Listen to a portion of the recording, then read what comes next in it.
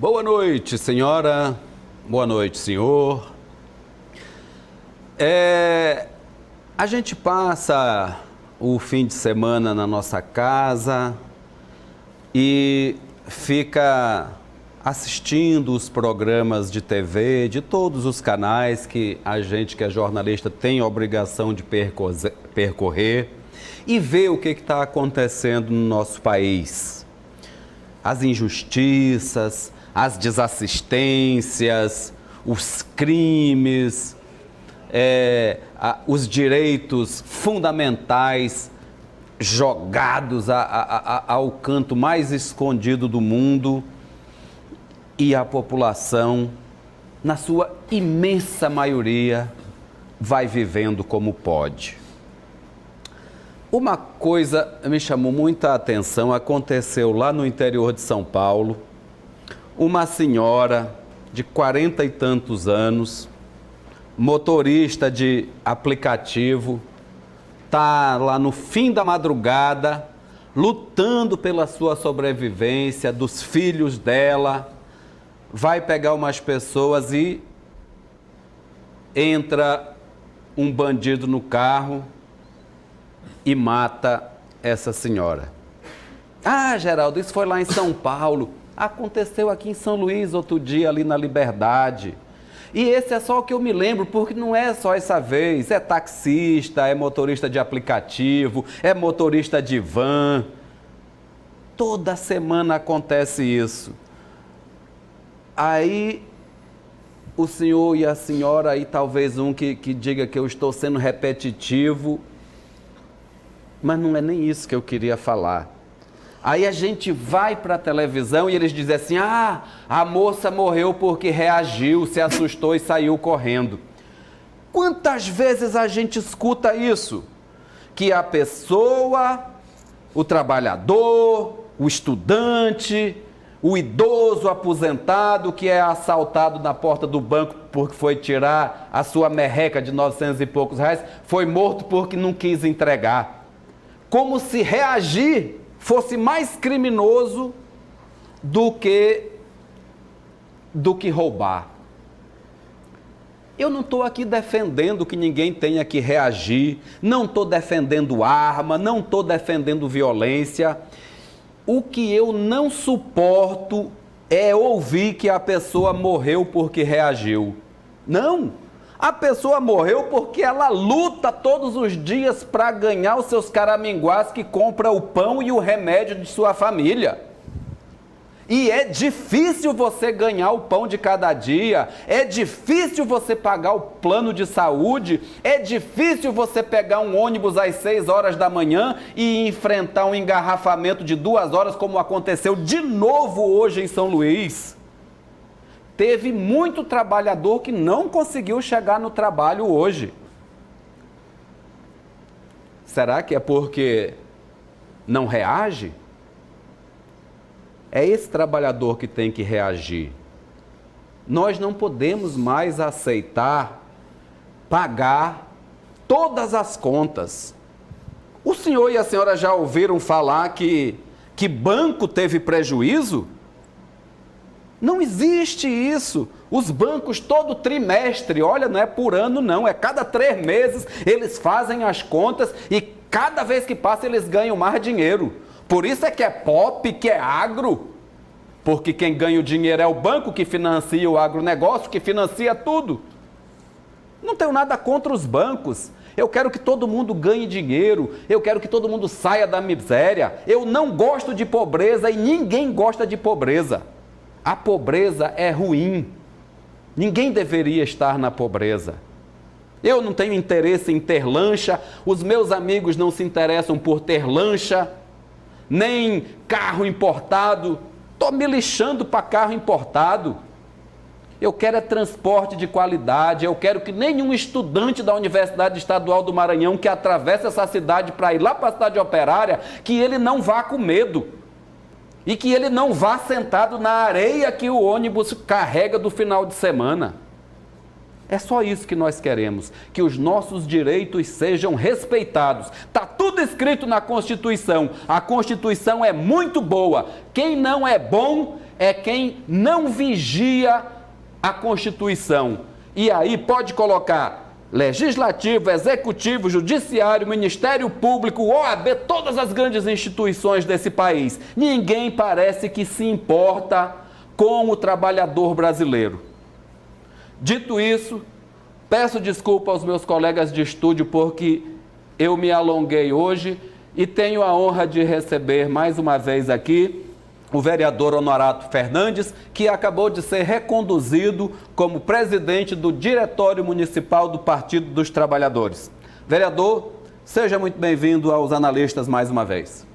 É um prazer estar aqui mais uma vez, conversando um pouquinho com vocês. E é extremamente, para mim, natural e necessário que a gente faça uma reflexão diante da sua fala.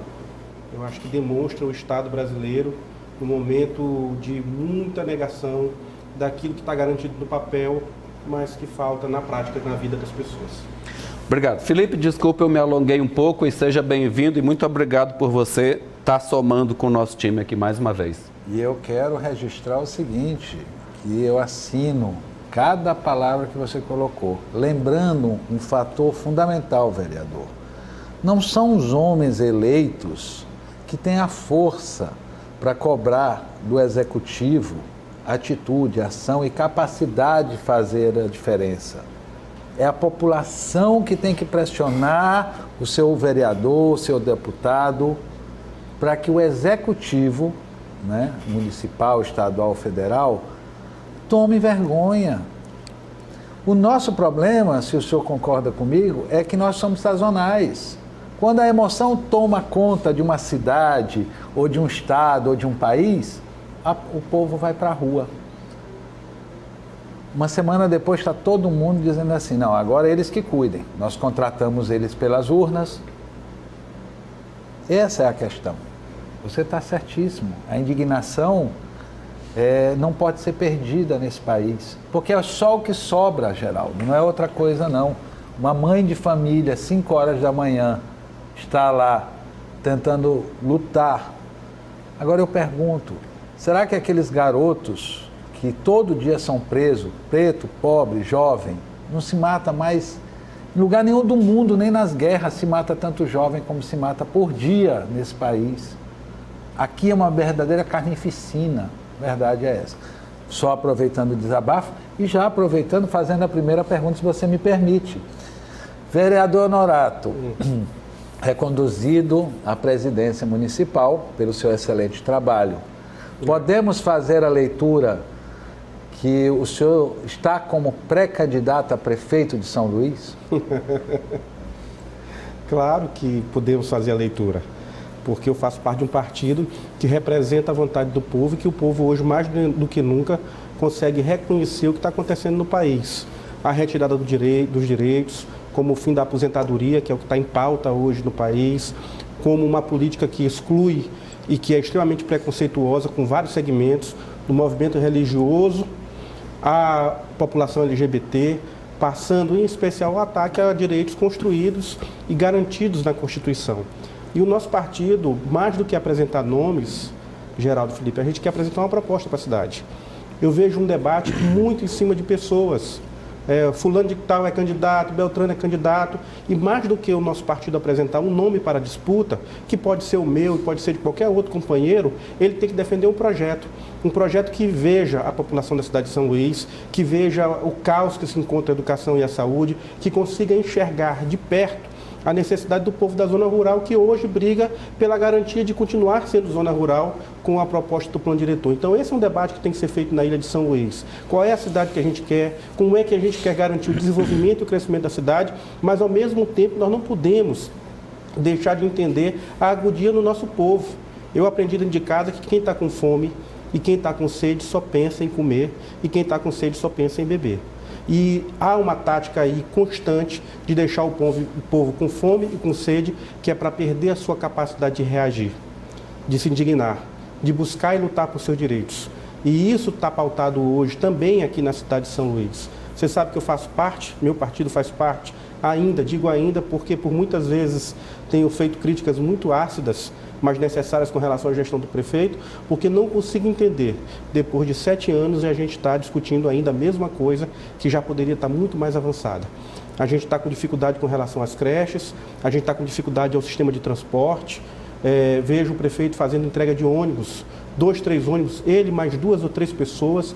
Vejo o prefeito dentro do seu gabinete, sem conseguir falar com a população. E eu ando às feiras e mercados de São Luís, eu vejo o povo de perto, eu faço essa luta no dia a dia, vejo a classe de funcionários públicos extremamente judiadas, a exemplo dos agentes comunitários de saúde, que teve o reajuste nacional e esse reajuste demorou a sair, que agora briga pelo direito de ter o seu vale-transporte descontado no salário e, ao mesmo tempo, entregue para garantir o direito de ir trabalhar e voltar para casa. E que hoje está sendo negado. Foram 4 meses, pagaram 2, tem mais 2. Então, esse tipo de debate político não era para estar sendo pautado hoje. Era para a gente estar gerando emprego.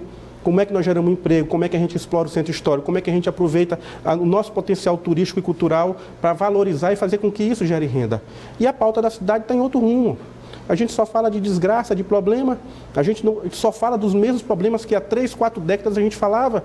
A gente não fala de como explorar e como melhorar o turismo na cidade de São Luís, com uma orla belíssima que a gente tem. A gente não fala como incentivar para trabalhar essas pessoas que estão no mercado informal, no trabalho informal, para virem para a formalidade, para serem capacitadas.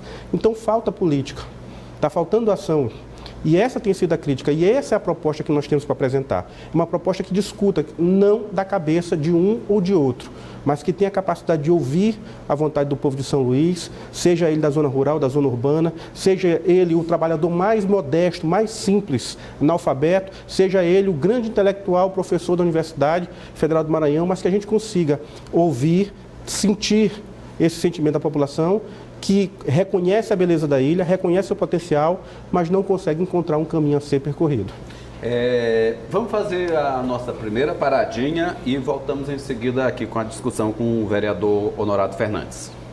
Voltamos aqui com os analistas. Hoje recebemos o vereador Honorato Fernandes, que foi reconduzido este final de semana à presidência do Diretório Municipal do Partido dos Trabalhadores.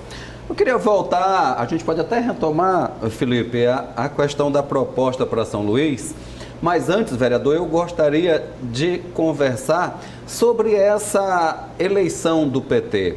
A gente viu, nós tivemos problemas em vários estados do país, grupos com brigas internas, alguns lugares muito exaltados, lá no Espírito Santo o bicho pegou lá, hein, Felipe? Aqui também. Aqui também, mas... Enfim, quiseram guardar as urnas e, enfim, abriram, mas isso demonstra que há uma luta interna. Nós sabemos que o PT, e eu não vejo esse problema, sempre teve correntes dentro do partido que defendiam fazer aliança com Sarney, outras que não queriam fazer aliança com Sarney, que queriam Flávio Dino, enfim, gente de diversos grupos.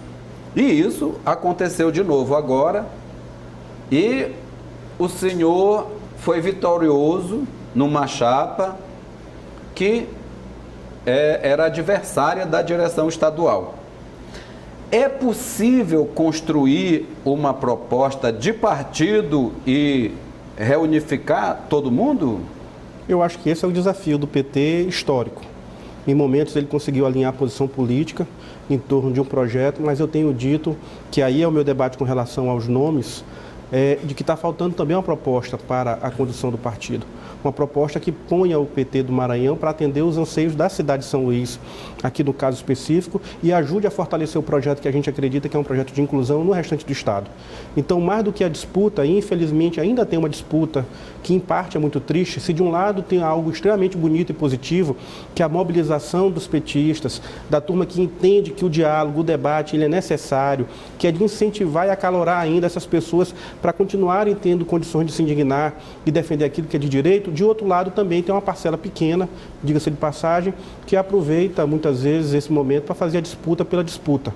Não a disputa em torno de um projeto. O que diferencia, presidente, a sua proposta de partido municipal aqui em São Luís dos seus adversários?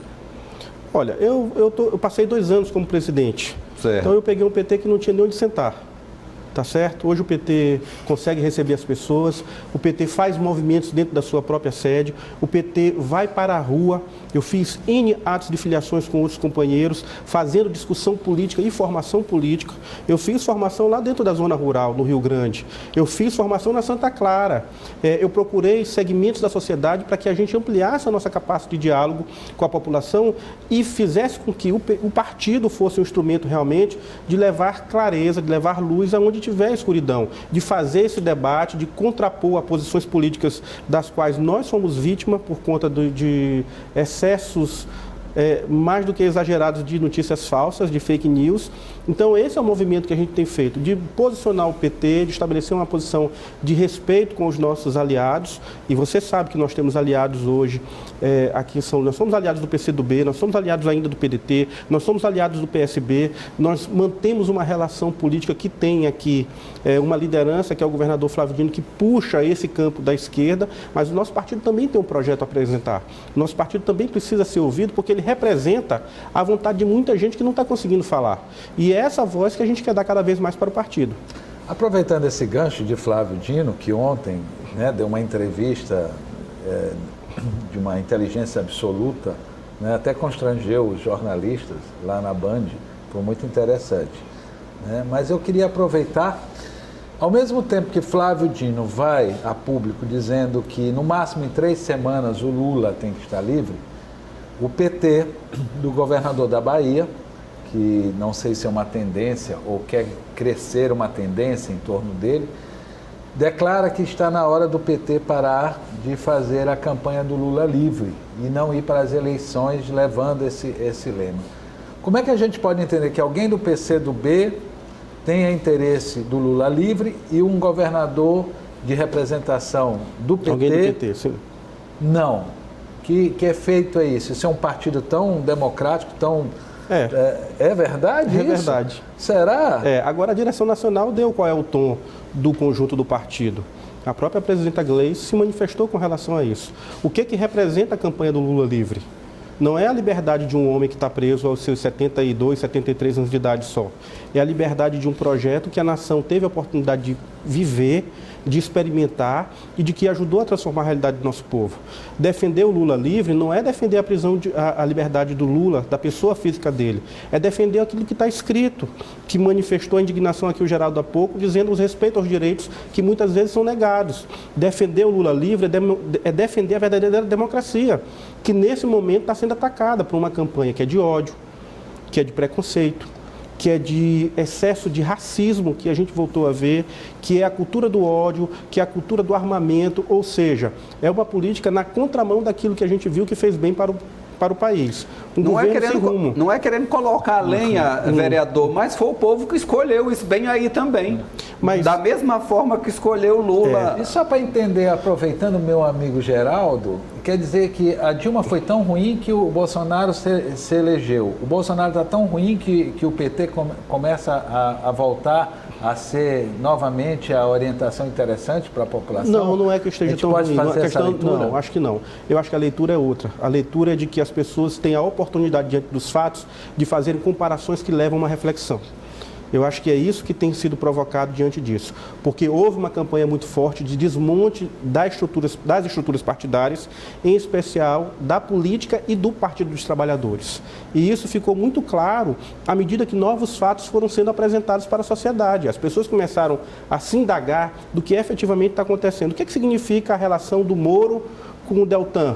O senhor acha que a população está se perguntando, está refletindo eu acho que isso, começa vereador? a refletir, só que isso é um processo demorado, isso não acontece do dia para a noite. E a mídia não ajuda? Não, a mídia a grande mídia faz uma campanha muito forte. Nós somos mídia, né, Felipe? Mas a gente está vendo. Aí é preciso que a gente tenha pessoas que sejam realmente âncoras nesse sentido. E o governador Flávio Dino, nesse ponto, tem sido muito assertivo, muito afirmativo, muito positivo no respeito àquilo que ele, como juiz, defendeu enquanto sentava na cadeira, que é a Constituição, que são as leis. Se o Rui teve esse posicionamento, na minha avaliação e na maioria do partido, foi extremamente equivocado, porque defender o Lula livre é defender o restabelecimento da ordem no país, da democracia. É essa que está sendo tirada aos poucos, inclusive com medidas muito duras contra o povo, nos seus direitos. Isso é restabelecimento da democracia. Por isso a campanha do Lula livre deve continuar até que ele seja liberto, porque o libertar significa um passo para reposicionar o país na posição do caminho da democracia. Vereador, o senhor citou ainda agora aqui, respondendo à pergunta do clã, a respeito, o senhor falou que o governador Flávio Dino, que é do PCdoB, mantém a aliança com, o senhor falou, PSB, PDT, IPT. O senhor não citou o PR, não citou que virou o PL, né? Também não citou o PP. E aqui o governador Flávio Dino mais ao campo da esquerda mesmo. Isso, que está lá, o campo da esquerda, que é natural que o governador Flávio Dino se alie, na minha visão. Embora tenha lá o PL e o PP, entre outros. O Lula, da mesma forma, também se aliou com o atual MDB, com o DEM e etc, etc. Vai de contrapeso aí o antigo PR, o PP, que são os dois partidos que mais têm nomes processados, tanto na Lava Jato quanto em outras operações. O senhor acha que o Lula não errou nesse sentido e não teme que o governador, embora Lula tenha dado todo o crédito ao MDB, né? O MDB era um parceiraço do governo Lula e aqui no governo Flávio Dino, o PL e o PR, eles são mais modestos. Essa aliança com partidos de direita ainda não se associou com a extrema direita, né? Bem verdade. Ela deve ser repetida, aí é um dos erros, deputado. E aqui dentro do Estado, essa frente muito ampla está controlada? Como é que o senhor faz parte dela, o seu partido? Faço. A nível nacional, eu acho que nós tivemos a oportunidade de tentar um projeto de conciliação. Esse projeto, para mim, em determinado momento, ele deu certo, em outro momento ele começou a afundar, porque os interesses começaram a se chocar. Foi o choque desses interesses que levaram à retirada da presidenta Dilma, de forma extremamente brutal, num ataque claro ao voto. E voto, eu aprendi que se respeita. Por isso eu respeito os eleitores de Bolsonaro. Eu discordo da posição política, mas eu respeito todos os eleitores, né? E acho que nesse momento de reflexão que a gente passa, que é de ataque aos direitos, que ficam expostos diante das notícias, mais do que nunca, aqueles que foram eleitores de Bolsonaro, que na minha avaliação caíram no canto da sereia, que levou para matar afogado, como está tentando matar o povo brasileiro, começam a perceber de que foram induzidos a uma posição política, muitas vezes alimentada por uma cultura que está enraizada na gente. A gente é extremamente violento, nós somos violentos. E a gente tinha um folclore de que não éramos, né? Não, nós somos todos assim, né? De reagir, de achar que tudo se resolve. É preciso para isso ter muita educação, é preciso ter muita formação, muita instrução para saber lidar com essas divergências. E quem não tem, reage como a gente está vendo hoje. Com violência, com ódio, com uma prática que nada tem a ver com aquilo que a gente espera que a humanidade venha a ter. No campo nacional eu entendo que é isso. No campo local do Maranhão, eu acho que o governador Flávio Dino fez um leque de aliança com partidos das quais a gente discorda da forma como tem atuado, não só a nível nacional, mas como atua também aqui dentro do Estado, mas é um leque de alianças, foi feito um leque de alianças para governar. A questão é até quando essa aliança se mantém e como ela vai se manter. Aí é o feeling do governador Flávio Dino para entender de que ele tem uma linha política e quem quiser andar com ele tem que andar naquela linha. Na hora que não conseguir andar, é natural que haja choque e que inicie um processo de separação, que na minha avaliação ele ocorrerá. Mais cedo ou mais tarde, essa separação, porque essa maioria com visões diferentes, elas se mantêm por um determinado momento. Na hora que tiver um choque de interesse muito grande, é natural que elas se separem. Isso não ocorre no governo municipal, né? Trazendo mais aqui para o seu campo, que o senhor é da municipalidade, é vereador, é o diretor municipal do partido. É possível construir uma frente ampla, assim, que envolva esses partidos? Ou isso se dilui, vereador? A aliança nacional, os partidos têm um significado, na estadual outra, na municipal outra ainda? Eu avalio que hoje diminui muito essa força, essa intensidade de relação. Se mantém, há uma influência nacional que desemboca, digamos assim, no Estado, naturalmente nos municípios, em especial nas capitais.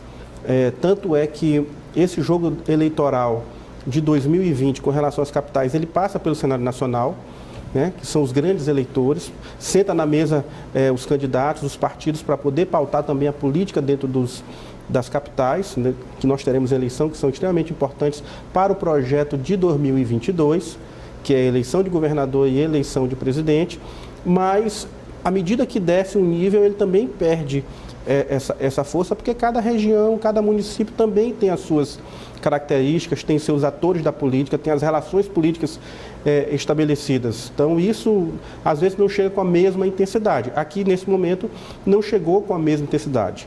Eu me lembro que em 2016 nós fizemos aliança com o Edivaldo para a reeleição dele. Um dos critérios adotados foi a relação política construída nesse campo, que envolvia o PCdoB, que envolvia o PDT e o PT. Então, isso teve um peso em 2016 para que a gente apoiasse o Edivaldo, mesmo com as contradições da gestão e do governo dele. Mas foi uma decisão partidária, entendendo que dentro dos projetos que tinham sido apresentados, aquele era o caminho que a gente deveria caminhar. Hoje, eu quero discutir um outro caminho, um caminho que não esteja atrelado diretamente a nomes, porque tem se vendido nomes e imagens de pessoa em vez de projetos. O que eu quero discutir é geração de emprego e renda, é Zona Rural de São Luís, é agricultura familiar, é o quadro administrativo da prefeitura, que é um quadro pesado, que precisa ser ajustado e precisa ter coragem, determinação, força de vontade, clareza, transparência, que está me faltando por muitas vezes na gestão do prefeito Edivaldo. Está bem executivo ele, hein, Felipe? Olha lá, vereador, vamos fazer mais uma paradinha e a gente volta já já. Voltamos com os analistas. Hoje recebemos o vereador Honorato Fernandes, presidente do Diretório Municipal do Partido dos Trabalhadores. Felipe, pode falar. Aproveitando o seu gancho, né, sobre essa questão do inchaço da máquina pública municipal, vamos falar também então de Câmara de Vereadores, que é uma coisa que o senhor conhece como ninguém. Porque nós gostaríamos de entender, né, tirando aquela propaganda diária que não tem efeito nenhum, na verdade, porque a população parece que não nem entendeu que já mudou a mesa diretora, né? Nós temos essa visão. Eu gostaria de entender, vereador, o que acontece nesse atual comando, né, que não chama a população não se atrai, a população não responde, né, porque realmente é um fenômeno de inércia. Pelo menos a imprensa observe e faz essa leitura. E ao mesmo tempo eu queria lhe perguntar o seguinte, afinal, o que falta para chamar os concursados? E mais grave ainda, como que vocês vão resolver, não é só a mesa diretora, como vocês, vereadores, vão resolver os mais de 1.000 funcionários que estão ilegais, infelizmente, que nós não queremos que nenhum seja demitido, até porque essas pessoas não têm culpa e eu acredito que todos trabalhem. Né? Eu não tenho esses dados, até porque a Câmara não fornece dados para a imprensa. A verdade é essa. Eu continuo dizendo que as assessorias de imprensa, vereador, não fazem o seu papel. Eles querem que a imprensa publique somente os atos, mas não querem dar os fatos. Então nós temos que parar e mudar essa relação. Eu queria entender o que tem de diferente nessa atual legislação, na mesa diretora, e como que vocês vão resolver este grave problema que, inclusive, a Justiça deu prazo a vocês, não é a mesa diretora, é a Câmara. Sim. Todos os senhores respondem. Tá. Quem responde, na realidade, é a mesa diretora. Tá? E o senhor está lá, o senhor não está lá para cobrar? Não, estou, e acho que é de responsabilidade nossa. Ou todo mundo vai esconder a mão? Não. Tanto é que eu tenho, inclusive, documentos protocolados pedindo a regularização desses itens, já nessa gestão também, como fiz na gestão anterior. Hoje mesmo tratei desse assunto com o presidente Osmar, do qual se montou um cronograma para chamar, no caso específico, os novos concursados. Então, deve se chamar 25% agora nos próximos 60 dias, 30 e poucos por cento no início do próximo ano e até o final do próximo ano restabelecer esse quadro funcional com os concursados. Os 100 e poucos. 100 e poucos. Então, até o final do ano já tem uma programação montada para chamar esses concursados que o presidente deve anunciar. Por que não todo mundo logo, vereador? Porque já está no orçamento. Eu vou lhe explicar por quê. Porque a Câmara, por mais de décadas, não uma nem duas, acumulou uma série de problemas. Dentre eles, as contratações de forma irregular, que eram conhecidas e são conhecidas como serviços prestados, que é uma contratação a título precário. Não é São Paulo, mas é SP. SP. Então, essa contratação, você precisa tratar ela com muito cuidado. Claro. Porque também não dá para jogar uma massa de trabalhadores e trabalhadoras. Vamos soltar aí 1.000 pessoas que hoje prestam serviço, estou dando um número aqui que eu não sei o número exato, e fazer com que essas famílias fiquem desempregadas. Numa situação em que a gente vive hoje, econômica, na cidade de São Luís, onde não tem emprego em canto nenhum.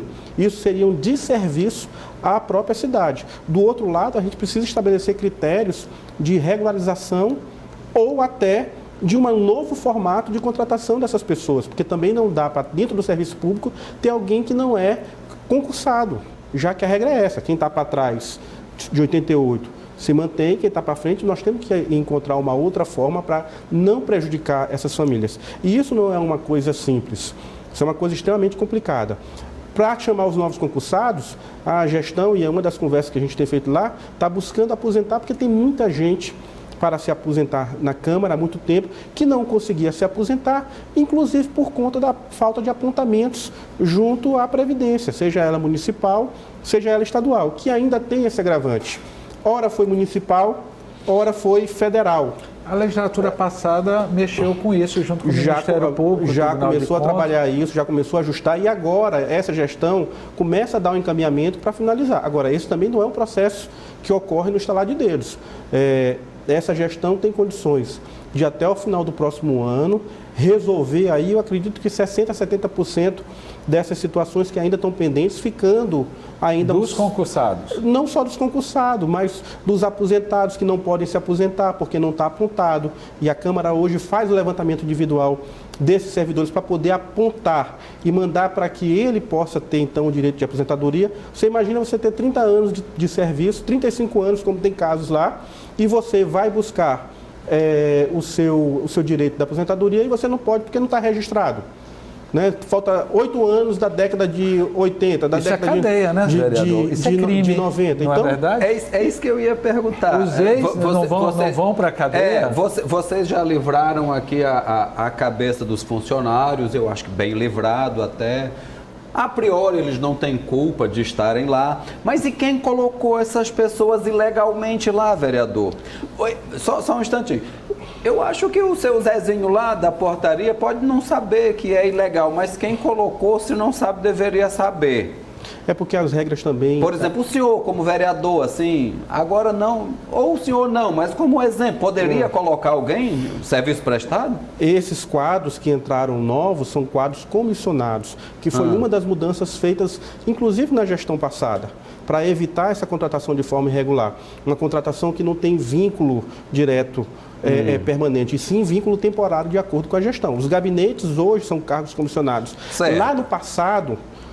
chegaram a não ser, chegaram a ter, eram serviços prestados. Certo. Mas não é o caso desses que são... Tem todo tipo de caso. Tem? Tem gente que está... O cara entrou no gabinete de um vereador e foi ficando, Tem, passou de presidente para presidente, de gestão para gestão. Tem gente que tem 32 anos, 34 anos, 35 anos. Sem ter registro. Tá certo? Não, tem o registro, tem momentos que tem um apontamento dele, tem momentos que não tem momentos que foram feitos apontamentos junto à Previdência, ao INSS, outros foram feitos junto ao IPAM.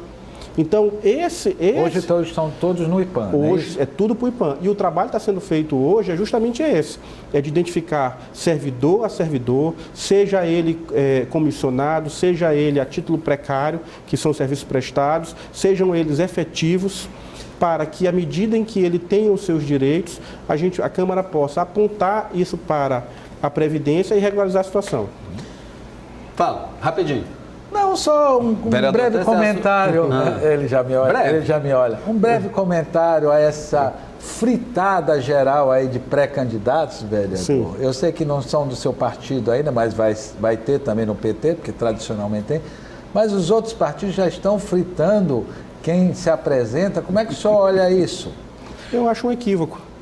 Eu acho que é legítimo que cada um coloque o seu projeto antes do seu nome à mesa. O que eu vejo é que tem muita gente defendendo o nome. Então, acorda hoje, eu não vou ser candidato de mim mesmo e acho que ninguém deva ser.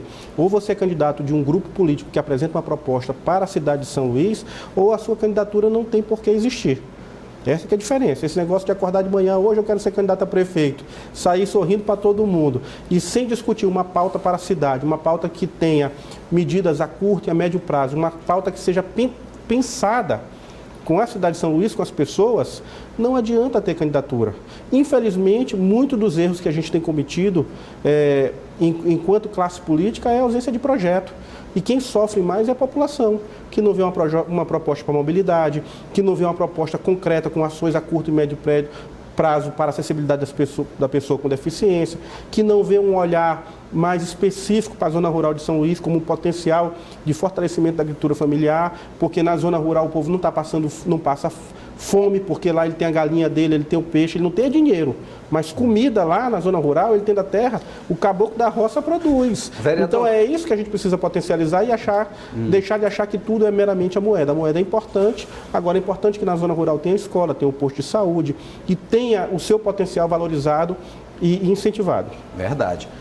São os direitos adquiridos que estão apontados na Constituição e tem um monte de outra lei que vem para garantir, mas não garante. Hoje me arrocharam aqui, Hein, brasileiros e brasileiras, lembrou desse aí?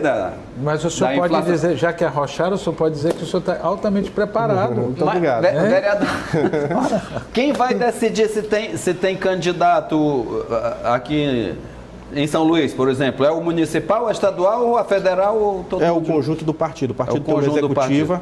Essa executiva, eu avalio que nós temos que fazer o debate de uma proposta para a cidade. Não adianta querer, tem que construir a partir de agora. Aliás, o partido já vem discutindo isso, o mandato vem discutindo, parte da direção vem discutindo e a gente pretende agora intensificar até o final do ano para apresentar para a cidade de São Luís uma proposta. Mas tem parte que quer ficar lá no grupão, né? Tem parte de tudo. A gente faz parte de uma composição política, é óbvio. Tem parte que quer ficar com o PV?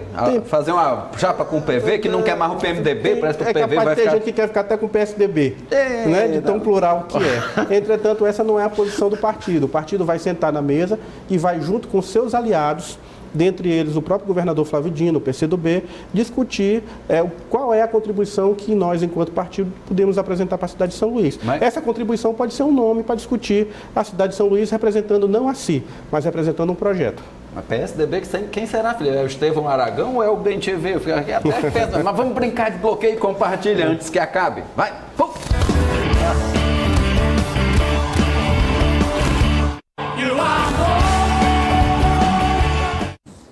Vamos ver, direto, correndo, primeiro nome.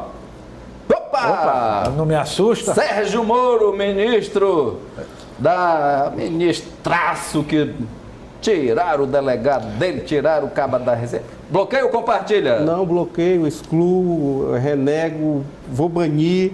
Eu acho que esse cidadão não merecia exercer o cargo que exerceu, que era de julgar processos tão importantes para a vida de muitas pessoas. Acho que prestou um desserviço para o Brasil e ajudou a desmontar. Está provado que ele participou do esquema? Para mim está mais do que provado. Está comprovado, está afirmado, está gravado, está conversado. Não era nem para ter colocado o Sérgio Moro para... Não. Vai, segundo. Vamos ver se esse é mais difícil.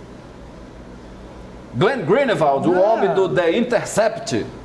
Eu acho que trouxe luz aonde tinha escuridão, fez um papel importante, papel da imprensa mesmo, de mostrar as contradições que haviam nesse processo de prisão do próprio presidente Lula e de tudo isso que está por trás, inclusive o interesse do capital estrangeiro.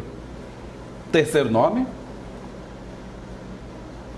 Aí, ó, o grande presidente da Câmara de Deputados, Rodrigo Maia. Também não compartilho não, bloqueio. Eu acho que ele tem tido uma postura que desagrada os interesses do país, uma postura que é muito de subserviência baseada nos seus interesses. É subserviente na posição do governo quando interessa, tem uma posição mais radical e mais dura contra o governo quando os seus interesses muitas vezes não é acolhido. Será que o DEM vai entrar de sola com um candidato forte aqui em São Luís? O senhor já ouviu falar alguma coisa? Só aqui entre nós aqui, vereador. O DEM tem candidato já. É. Só aqui entre nós, Felipe. Eu acho que O senhor já ouviu falar? deve apresentar o nome, né? O senhor acha que é forte? Eu acho que é mais um nome para ser discutido. Agora, infelizmente, eu vou dizer, estão discutindo nomes. Não e estão não discutindo projetos, né? Mas diz então, que tem um projeto lá de não sei olha, aonde. o candidato está com cabelo bonito do DEM, viu? Pois é. Só para terminar, vai, quem é que tem?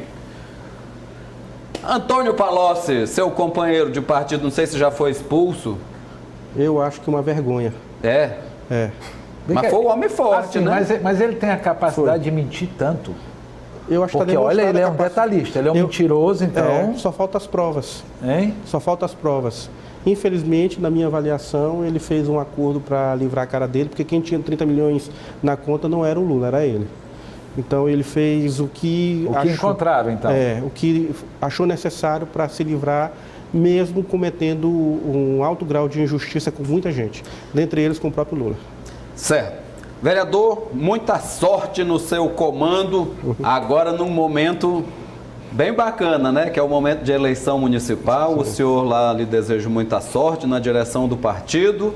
E este canal aqui é democrático. Aqui quem tem coragem e quem tem o que falar, quem tem princípios para defender, o lugar aqui está aberto ao senhor, assim como a todas as pessoas de mente democrática. Quero agradecer pela sua visita mais uma vez aos analistas. Eu que quero agradecer e quero fazer um convite à população de São Luís, para que cobre dos candidatos todos que se apresentam hoje com viabilidade eleitoral, algo que a cidade realmente queira e não aquilo que eles querem dizer.